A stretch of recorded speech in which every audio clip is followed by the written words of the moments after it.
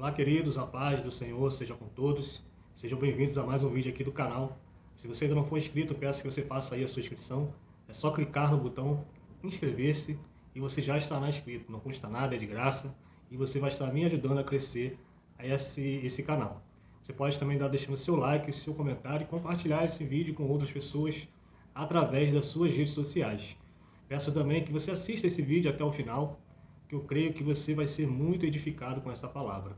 Talvez você não se identifique no primeiro momento com essa mensagem, mas eu creio que ela vai trazer um ganho totalmente para a tua vida. Não importa se você é jovem, se você é uma idade mais avançada, mas eu creio que essa palavra vai trazer um grande ganho para a tua vida. Então fique até o final desse vídeo, interaja aí com o seu comentário, com o seu like, e também que você compartilhe através aí das suas redes sociais. Lembrando sempre, eu sou apenas um publicano, um pecador, que precisa tanto de Deus como qualquer pessoa que esteja assistindo esse vídeo. Hoje eu quero falar a respeito do que está escrito lá no livro de Eclesiastes, capítulo 11, versículo de número 9. Vai dizer assim, ó: Alegra-te, jovem, na tua mocidade. Recreie-se o teu coração nos dias da tua mocidade, e anda pelos caminhos do teu coração, e pela vista dos teus olhos. Aparentemente parece um conselho meio duvidoso, né? Um conselho meio irresponsável, um conselho, né, da parte do pregador, como o autor mesmo se refere a si mesmo. Um conselho, que a gente pode até dizer um conselho de ímpios, né? Como a palavra fala muitas vezes, conselho do ímpio. E está incentivando o jovem a seguir, né, os impulsos da sua carne, os impulsos do seu coração. Né? A própria palavra vai dizer, né, que enganoso é o coração e que nós precisamos moldar o nosso coração, vigiar, porque o Senhor sonda, né, as mentes e o coração. Antes mesmo das nossas palavras virem à boca, né, o Senhor já sondou o nosso coração. Então você vê esse conselho, aparentemente é um conselho esquisito, um conselho estranho, mas ele vai terminar e vai dizer algo bem forte aqui, ó. Olha o que diz a parte B do versículo. Sabe, porém, que por todas estas coisas Deus te trará a juízo. Ou seja, você pode fazer o que você quiser, mas você tem que se lembrar de que no final Deus vai te cobrar. Deus vai trazer a juízo. Deus vai colocar tudo o que você faz, tudo o que você fez, tudo o que você plantou, ou o que você deixou de fazer, o que deixou de semear. Deus vai te colocar em juízo, vai te fazer você lembrar disso e vai te cobrar. Então, o pregador, né, que está, como ele se refere a si mesmo, né, ele está fazendo um alerta para as nossas vidas. Né? Ele está falando aqui para os jovens, né, porque um dia ele também foi jovem, ele foi um homem sábio, ele foi um homem instruído, né, e mesmo na sua mocidade ele foi um homem muito sábio, porém, né, com o passar do tempo, ele acabou, né, se desviando, se a gente pode dizer assim, um pouco da palavra, foi viver a sua juventude, né? Foi viver a sua vida, e ele está dando esse conselho agora, porque ele sofreu com isso, né? E ele teve que prestar contas a Deus do tudo que ele fez, e é isso que nós temos que nos dar conta. Talvez você seja um jovem de 20, 15, 18, 25, 30, 40, 50, um jovem de 60 anos, e essa palavra está dizendo aqui, ó, você pode, né, viver tudo isso, ó. Você pode alegar o teu coração, né? Você pode andar pelos caminhos do teu coração e pela vista dos teus olhos, mas você deve se lembrar que por todas essas coisas você vai ser julgado.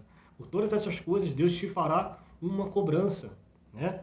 Então a gente precisa viver não como que o meu coração deseja, mas como a palavra quer que eu viva, como Deus espera que eu viva, né? A gente precisa, né, dosar a nossa vida. Quando nós somos mais jovens, né, ali no começo da vida, a gente tem um impulso maior, a gente quer ver as coisas acontecer mais rápido, né? A gente quer pular etapas, porque na nossa cabeça, quando nós somos jovens, a gente já sabe o que precisa saber, a gente já somos mais entendidos do que realmente nós somos, e muitas vezes ignoramos a experiência, né? Porque a gente quer ver acontecer as coisas, a gente quer viver a nossa vida, mas a gente precisa saber dosar isso. E por consequência também, o homem, quando ele é uma mulher, quando ela é um pouquinho mais avançada em idade, ela se torna mais cautelosa. Mas também a gente não pode ser também, ficar amedrontado, deixar de viver a nossa vida por causa de outras coisas, de outras né, de colocar privações, né, deixar de sair, deixar de se divertir, porque agora nós somos mais velhos, né, mais experientes. Não, a gente precisa dosar isso. A gente tem que saber que há tempo para todas as coisas, né? O próprio livro de Eclesiastes fala sobre isso no capítulo 3. Né? Há tempo para todas as coisas. E a gente tem que saber dosar isso, a gente tem que saber direcionar as nossas vidas, né? Tem que saber colocar a nossa razão, nossos sentimentos dentro da palavra do Senhor.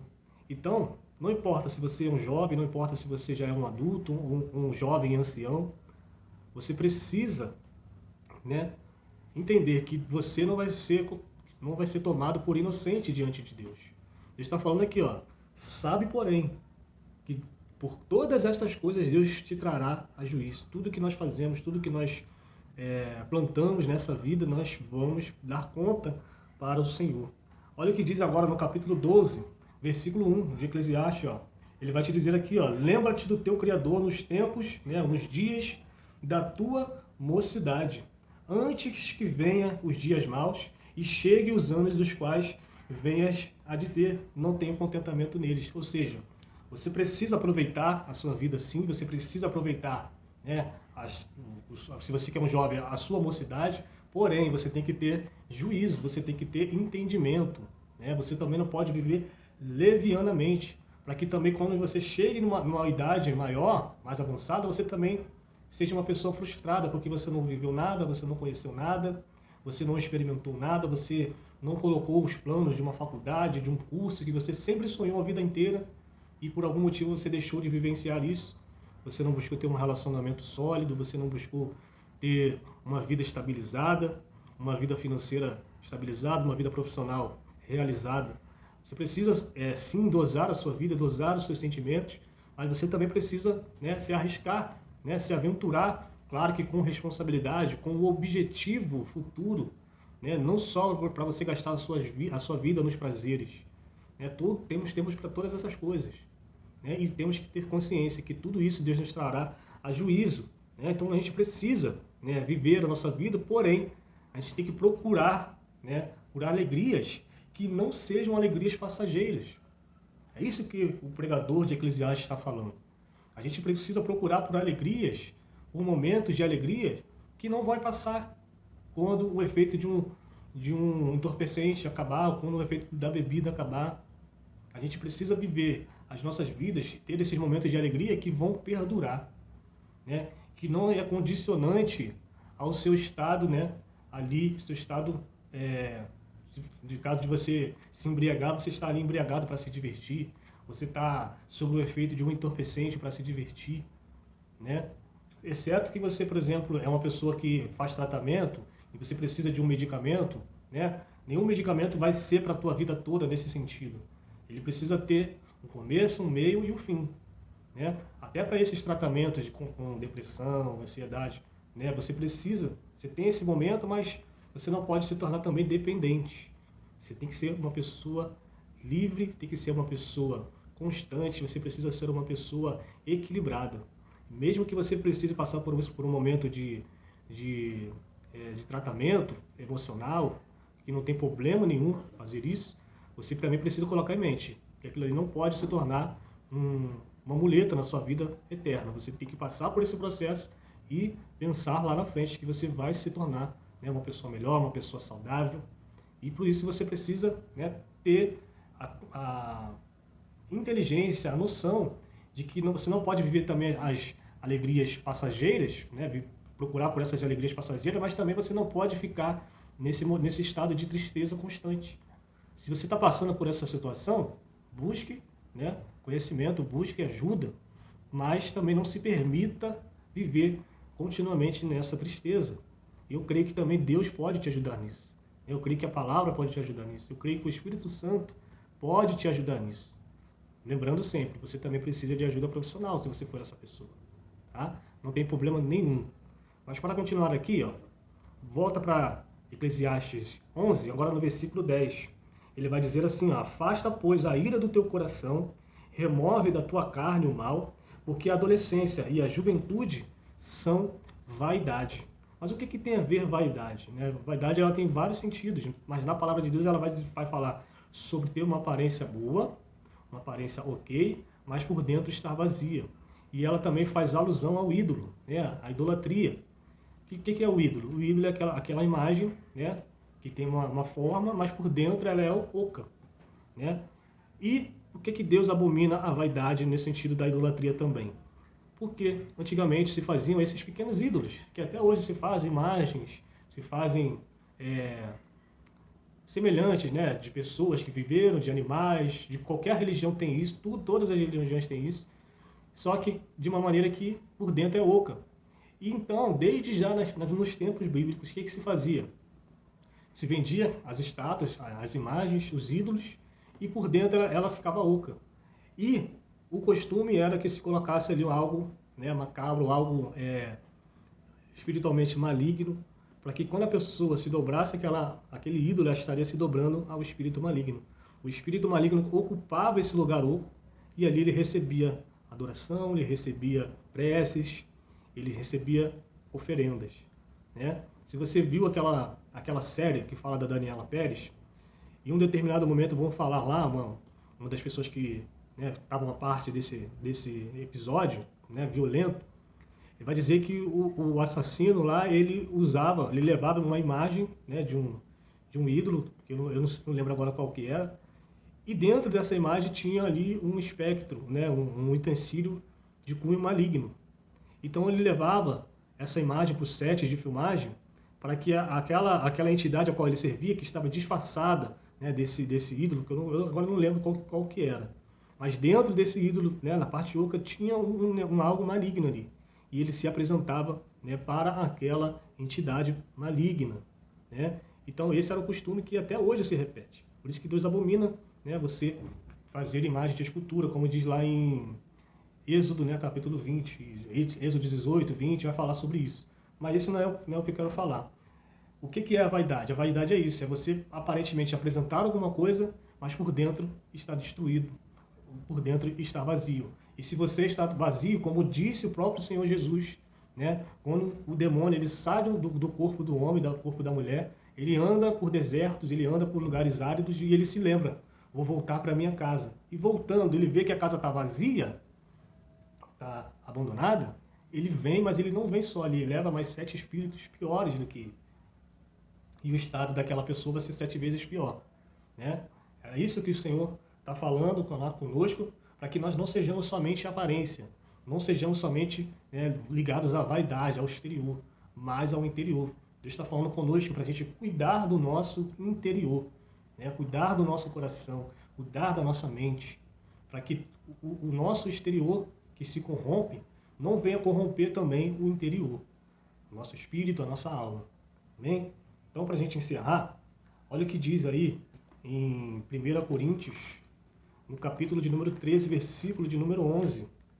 E só para constar aqui, ó, no hebraico, o hebraico vem de 2 palavras.